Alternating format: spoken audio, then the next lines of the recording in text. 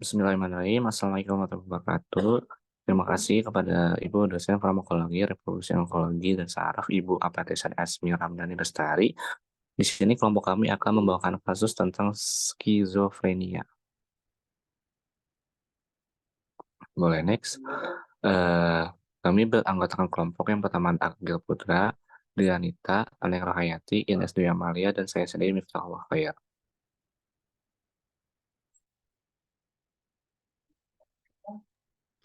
Baik, di sini yang pertama ada definisi di mana skizofrenia adalah gangguan psikotik yang ditandai dengan gangguan utama dalam pikiran, emosi, dan perilaku pikiran yang terganggu. Berbagai pikiran tidak berhubungan secara logis yang penuh delusi dan halusinasi. Gangguan mental yang ditandai dengan gangguan proses berpikir yang menyimpang akibat beban berat yang tidak dapat diatasi oleh penderita. Skizofrenia merupakan masalah kesehatan yang dialami di seluruh dunia dan memerlukan perhatian terutama dalam menjalani kehidupan sehari-hari. Skizofrenia adalah gangguan mental yang sering ditandai dengan perilaku sosial abnormal dan kegagalan untuk mengenali yang nyata. Next. Kemudian untuk prevalensi 1% populasi penduduk dunia menderita skizofrenia. 75% penderita skizofrenia mulai mengidap pada usia 16 hingga 25 tahun. Usia remaja dan dewasa muda memang beresiko tinggi karena tahap kehidupan ini penuh stresor. Kondisi penderita sering terlambat disadari keluarga dan lingkungannya karena dianggap sebagai bagian dari tahap penyesuaian diri. Jumlah penderita penyakit ini cukup banyak karena menyerang 4-7 dari setiap 1.000. Skizofrenia merupakan gangguan kejiwaan yang harus ditandai secara cermat dan sesama. Etiologi skizofrenia, ada beberapa faktor yang dapat menyebabkan terjadinya skizofrenia. Di antaranya ada genetik atau keturunan, yang kedua ada endokrin, metabolisme susunan. Di mana yang pertama yaitu genetik dan keturunan. Yang kedua itu endokrin. Endokrin ini, teori ini ditemukan berhubungan dengan seiring timbulnya skizofrenia pada waktu pubertas, waktu kehamilan, dan waktu klimakterium, di mana waktu klimakterium ini adalah fase atau kondisi yang terjadi karena fungsi rahim wanita telah mengalami penurunan dan bahkan sudah tidak berfungsi secara alami. Yang ketiga itu metabolisme, di mana metabolisme ini didasarkan karena penderita skizofrenia tampak pucat, tidak sehat, nafsu makan berkurang, serta berat badannya menurun. Untuk susunan saraf pusatnya, skizofrenia diarahkan pada susunan saraf pusat atau PPP, yaitu pada di ensephalon atau korteks otak. Next.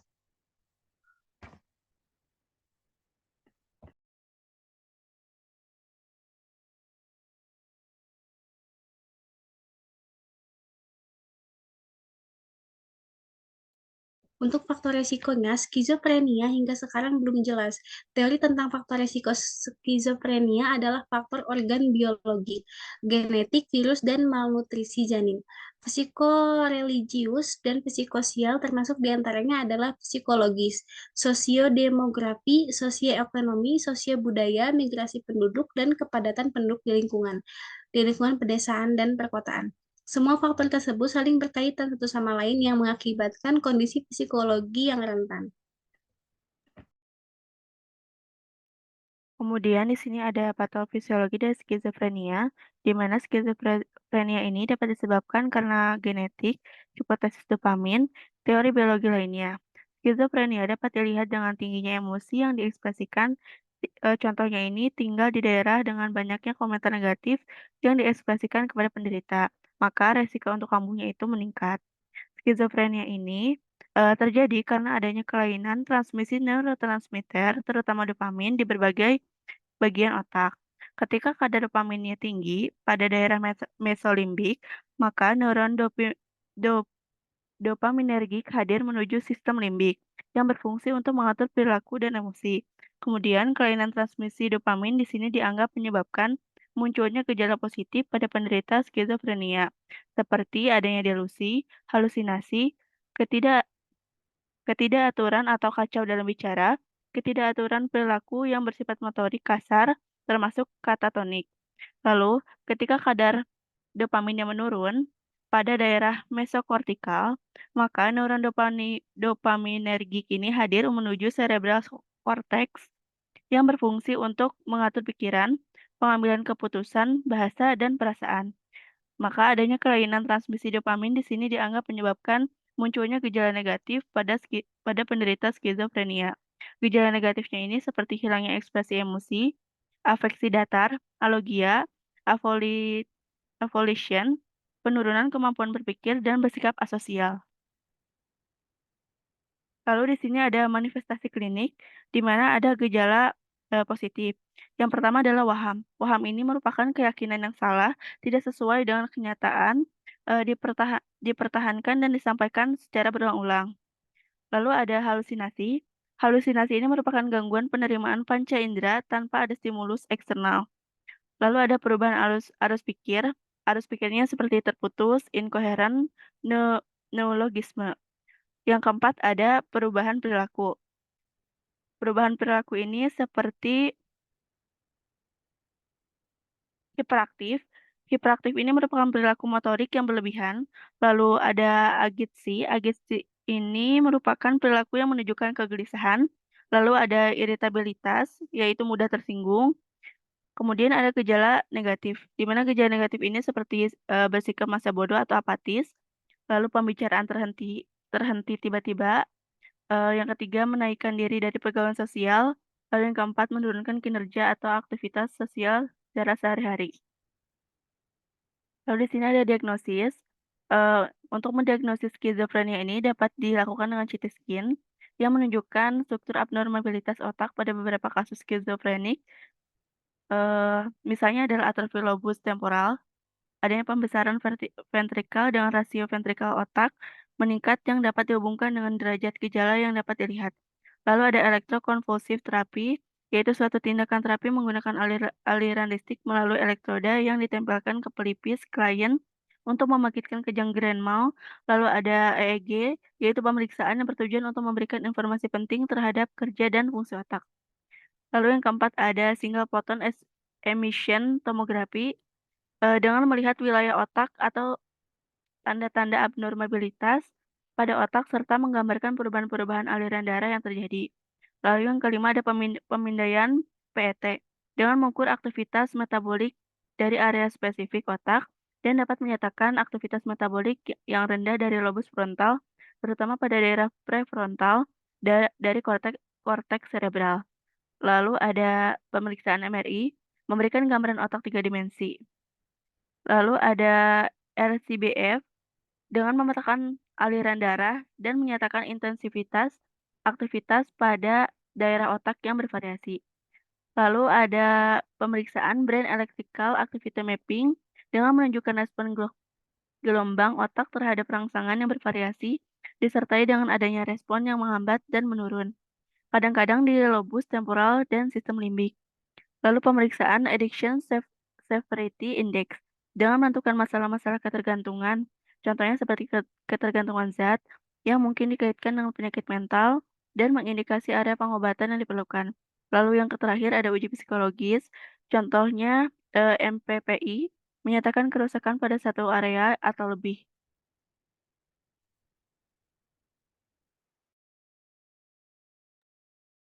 Selanjutnya ada algoritma terapi untuk kasus skizofrenia. Pada tahap pertama, saat serangan pertama, dan juga belum pernah menggunakan SGA atau antipsikotik generasi kedua selama maksimal 12 minggu, gunakan SGA tunggal seperti aripiprazol, olanzapine, quetiapine, risperidone, atau ziprasidone. Jika responnya parsial atau sebagian atau tidak ada sama sekali, maka pada tahap kedua dapat diberikan obat SGA tunggal yang lain selain yang dipakai pada tahap 1 selama maksimal 12 minggu. Jika respon parsial atau tidak ada, maka dapat digunakan pada tahap 2 FGA atau generasi pertama antipsikotik atau SGA yang lain Jika responnya parsial atau tidak ada, dapat ke tahap ketiga dengan mencoba FGA atau SGA yang lain selama 6 bulan. Pada tahap 2A, jika dapat menerima clozapine, maka jika responnya parsial atau tidak ada, dapat diberikan clozapine. Namun jika tidak ada juga, dapat ke tahap kelima untuk dicoba satu obat FGA atau SGA yang belum pernah dicoba. Sementara jika pada tahap 3 tidak ada respon dan tidak dapat menerima clozapine, dapat langsung ke tahap 5. Next.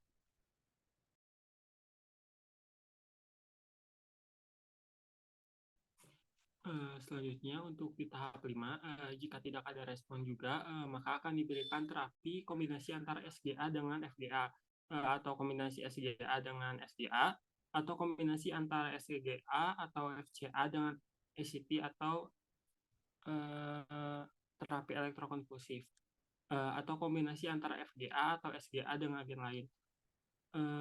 Untuk terapi sebelumnya itu antipsikotik untuk skizofrenia ini dibagi menjadi dua jenis, yaitu FGA dan SGA. Untuk FGA ini bekerja dengan memblok reseptor D2 di mesolimbik, mesokortikal, nigrostriatal, dan tuberoinfundibular sehingga dengan cepat menurunkan gejala positif.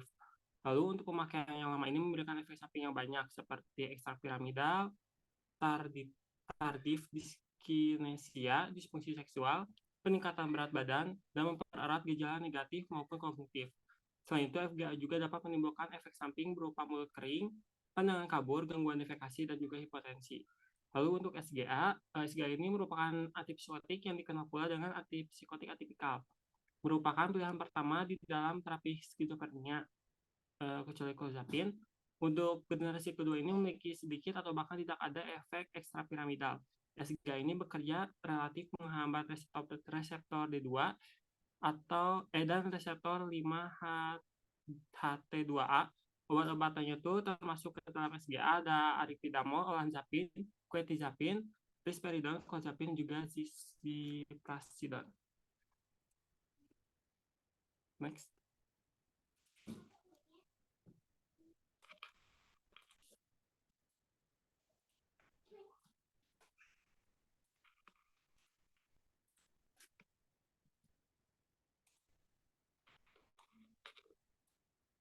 Untuk terapi pertama ada haloperidol. Dengan dosis oral haloperidol dimulai dengan 0,5 sampai 5 mg sebanyak 2 sampai 3 kali sehari. Dengan dosis maksimal 30 mg per hari. Mekanismenya menghambat reseptor dopamin D2 di otak. Dan efek samping detak jantung cepat, demam tinggi, tekanan darah tinggi atau rendah, keringat berlebih, kehilangan kendali kandung kemih, kelakuan otot parah, kulit pucat luar biasa, dan juga kelelahan. Lalu untuk indikasinya sebagai terapi psikosis pada skizofrenia dengan kontraindikasi hipersensitif terhadap kandungan haloperidol dan penderita Parkinson. Next. Lalu yang kedua ada trifluoroperazin dengan dosis oral, dosis dewasa 2-5 mg 2 kali sehari. Anak 6-12 tahun diawasi secara ketat 5 mg setiap hari dalam dosis terbagi. Indikasinya untuk pengobatan skizofrenia atau gangguan intensitas berat. Lalu untuk mekanisme kerjanya itu menghambat reseptor dopamin D2 di area nigrostriatal dan juga mesolimbik otak. Untuk efek sampingnya seperti reaksi alergi, gatal-gatal, demam tinggi, detak jantung cepat atau tidak teratur. Kontraindikasinya keadaan koma atau depresi berat, dikrasi darah, lalu gangguan hati. Untuk interaksi obatnya berinteraksi dengan beberapa obat yang mempengaruhi metabolisme seperti CYP1A2 serta obat yang bersifat antagonis atau sinergis. Next. Lalu yang ketiga ada loxapine. Dengan dosis loxapine oral yang dianjurkan itu 10 mg 2 kali sehari pada awalnya. Ditingkatkan hingga maksimum 100 mg dalam dosis terbagi setiap hari. Mekanisme kerjanya memblokir reseptor dopamin tipe 2 atau D2. Untuk efek sampingnya ada kantuk, pusing, sakit kepala ringan, kejang, dan gerakan tidak terkontrol atau tardif dyskinesia. Interaksi obatnya itu alkohol dapat meningkatkan efek loxapine seperti pusing, mengantuk, dan sulit untuk berkonsentrasi. Indikasinya pengobatan skizofrenia dan juga bipolar, kontraindikasi hipersensitif terhadap kandungan loxapin. Next. Lalu ada perpenazin dengan dosis 4 hingga 16 mg setiap 6 hingga 12 jam. Mekanisme kerjanya itu menyumbat reseptor neurotransmitter dopamin 2 atau D2. Efek sampingnya itu gemetar tak terkendali, ketidakmampuan untuk duduk diam, dan juga perasaan gelisah. Interaksi obatnya dengan alkohol, indikasi untuk pengobatan skizofrenia, kontraindikasi hipersensitif terhadap kandungan perpenazin. Next.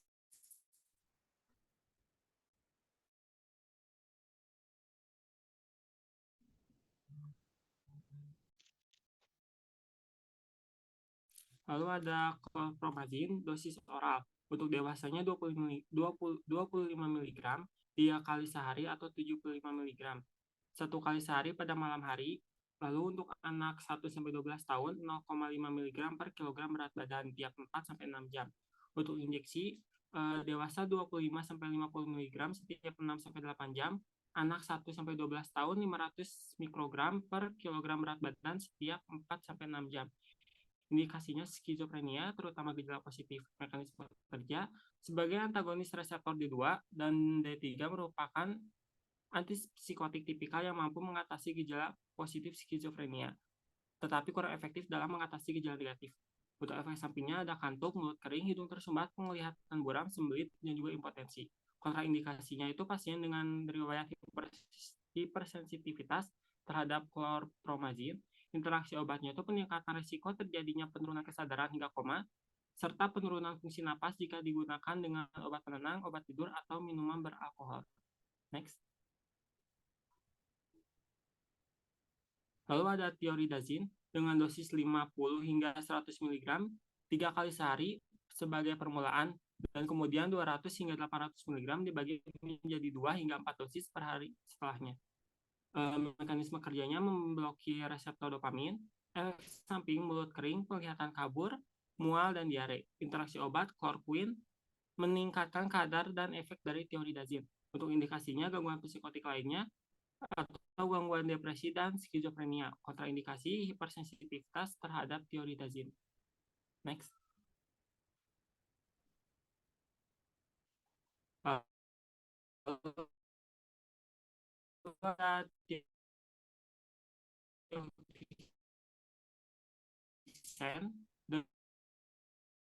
Dengan 12 tahun ke atas 3 kali sehari 5 mg walaupun dosisnya biasanya tidak lebih dari 60 mg per hari. Kerjanya memblokir reseptor dopamin. Untuk efek sampingnya mengantuk, pusing, sakit kepala ringan, mulut kering, kelihatan kabur, sembelit, dan juga kesulitan tidur dapat terjadi. Interaksi obatnya tioxin menurunkan efek apomorfin. Lalu indikasinya pengobatan skizofrenia, kontraindikasinya hipersensitivitas terhadap tioxin. Next.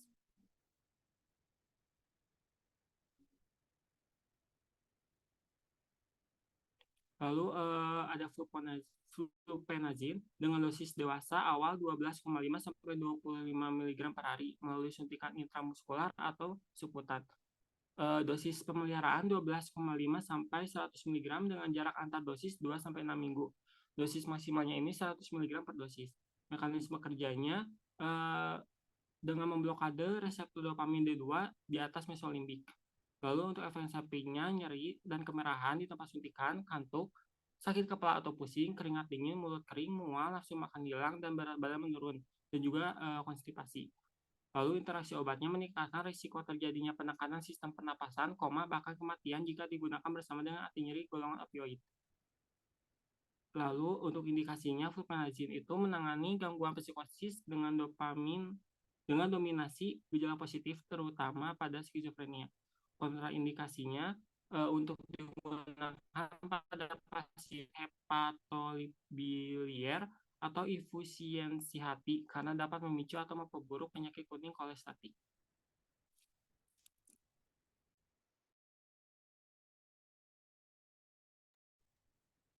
Selanjutnya ada terapi SGA atau antipsikotik generasi kedua.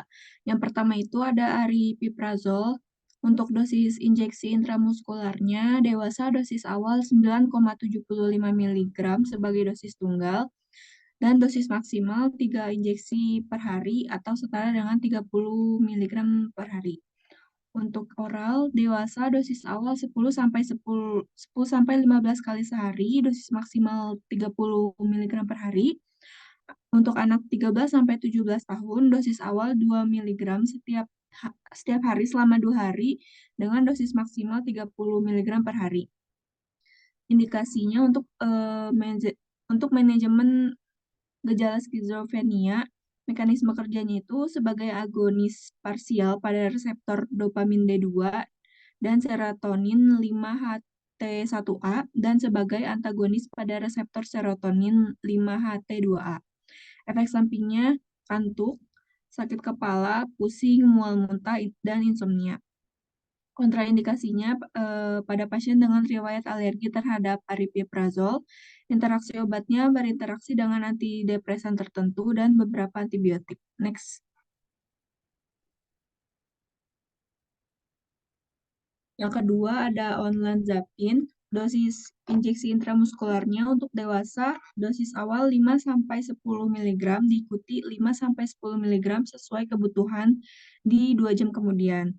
Untuk dosis maksimalnya 20 mg per hari, sedangkan untuk dosis oral dewasa 10 mg setiap hari sebagai dosis tunggal, disesuaikan dosis berdasarkan respon dengan interval tidak kurang dari 24 jam dengan kisaran 5-20 mg setiap hari.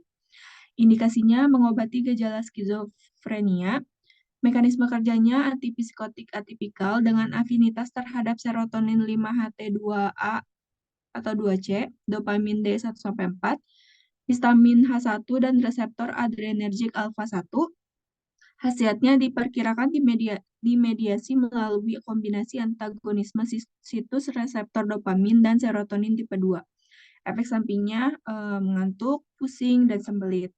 Kontraindikasinya hipersensitivitas terhadap kandungan atau komponen pada obat olanzapine.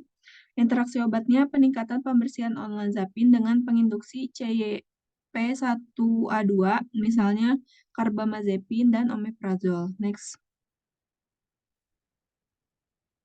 Yang ketiga ada quetiapine, dosis oral untuk dewasa 25 mg 2 kali sehari pada hari ke-1, diikuti dengan 50 mg 2 kali lipat pada hari ke-2, 100 mg 2 kali lipat pada hari ke-3, dan 150 mg 2 kali lipat pada hari ke-4, dengan dosis maksimal 800 mg setiap hari.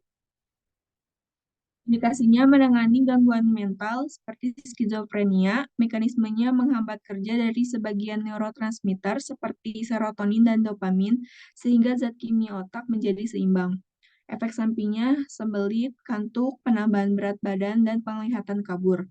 Kontraindikasi penggunaan bersamaan dengan inhibitor CYP3A4, misalnya inhibitor protease HIV, agen anti-jamur azol, eritromisin, clarithromycin, nefazodone.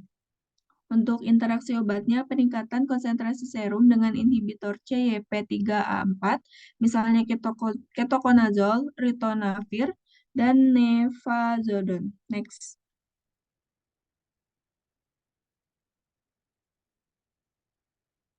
Untuk yang keempat ada risperidone. Untuk dosis injeksi dewasanya itu dosis awal 25 mg setiap 2 minggu. Dilanjutkan suplementasi oral selama 3 minggu setelah suntikan pertama. Untuk dosis oralnya dewasa 2 mg setiap hari ditingkatkan menjadi 4 mg pada hari kedua. Dosis selanjutnya dapat dipertahankan atau disesuaikan lebih lanjut jika diperlukan dengan penambahan 1-2 mg sesuai toleransi dengan interval maksimal 24 jam. Dengan maksimal dosis 16 mg per hari. Untuk lansia 0,5 mg 2 kali sehari secara bertahap ditingkatkan dengan peningkatan 0,2 mg 2 kali lipat menjadi 1-2 mg 2 kali sehari. Untuk anak 13-17 tahun 0,5 mg sekali sehari dapat ditingkatkan sebanyak 0,5-1 mg setiap hari dengan interval minimal 24 jam. Indikasinya skizofrenia akut dan kronik, dan juga kondisi psikotik dengan gejala halusinasi. Mekanisme kerjanya menghambat reseptor dopaminergic D2 secara sementara di otak, sehingga membatasi neurotransmisi dopaminergic yang pada gilirannya mengendalikan gejala skizofrenia. Efek sampingnya insomnia, agitasi, ansietas, sakit kepala, somnolen, dan fatigue. Kontraindikasinya, pasien dengan hipersensitivitas terhadap risperidon atau paliperidon sebagai metabolitnya. Interaksi obat bekerja secara sentral levodopa dan dopamin agonis lain. Next.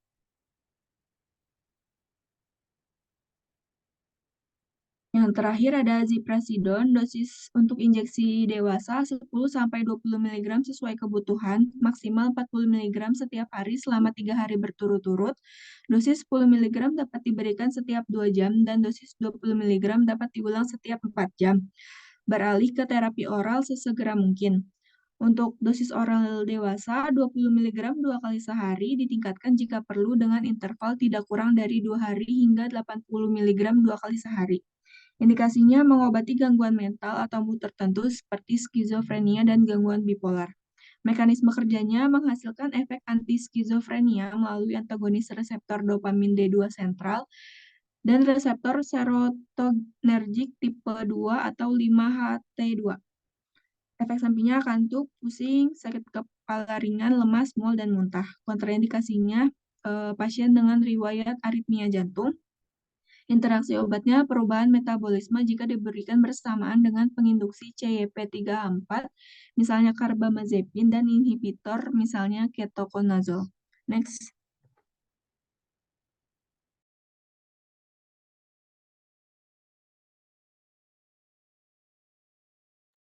Baik, selanjutnya ada terapi non-farmakologi. Yang pertama ada terapi kognitif perilaku atau CBT, membantu pasien mengidentifikasi dan mengubah pola pikir serta perilaku yang tidak sehat. Yang kedua ada terapi psikososial. Pendekatan ini termasuk terapi keterampilan sosial untuk meningkatkan interaksi sosial dan kemampuan komunikasi.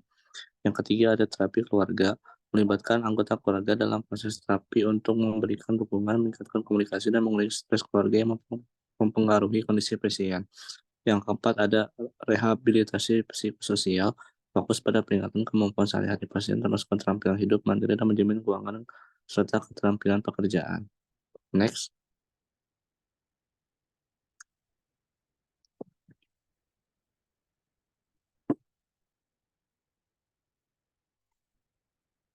Yang kelima ada terapi seni dan kreatif, melibatkan aktivitas seperti seni rupa, musik, dan menulis yang dapat membantu pasien mengekspresikan diri dan mengurangi stres. Yang keenam ada terapi komunitas dan dukungan kelompok. Kelompok dukungan memungkinkan pasien berbagi pengalaman dan memberikan dukungan emosional dan belajar strategi coping dari orang lain yang mengalami kondisi serupa. Yang ketujuh ada pelatihan keterampilan hidup, membantu pasien mengembangkan keterampilan praktis seperti manajemen waktu, kebersihan diri, dan keterampilan memasak. Yang kedelapan ada intervensi berbasis mindfulness. Teknik meditasi dan mindfulness dapat membantu pasien meningkatkan kesadaran diri dan mengurangi gejala depresi dan kecemasan yang sering menyertai skizofrenia. Yang kesembilan ada aktivitas fisik dan olahraga.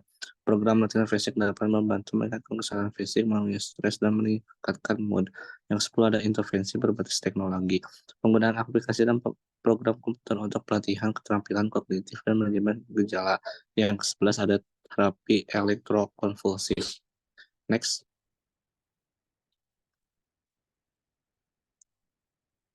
Outcome terapi bertujuan untuk mengurangi gejala seperti delusi, halusinasi, dan pikiran yang kacau. Peningkatan fungsi sosial dan pekerjaan pasien dapat melalui peningkatan dalam kemampuan berinteraksi dengan orang lain, mempertahankan pekerjaan, dan berpartisipasi dalam kegiatan sosial, meningkatkan kualitas hidup.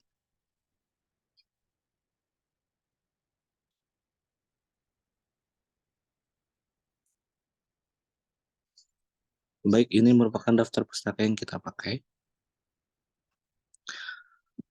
Terima kasih. Maaf apabila ada kekurangan. Billahi taufiq wal hidayah. Wassalamualaikum warahmatullahi wabarakatuh.